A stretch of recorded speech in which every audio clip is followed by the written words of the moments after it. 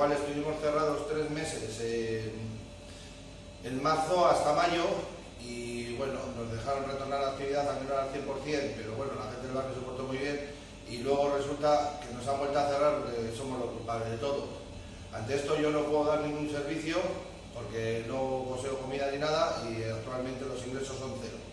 Entonces, cuando volvamos a abrir el negocio, con vuestra colaboración y poniendo nosotros de nuestra parte y de la vuestra, a ver si conseguimos que esto salga adelante y todos podamos vernos, disfrutar y montar las cosas que montábamos antes. ¡Au, vamos a jugar!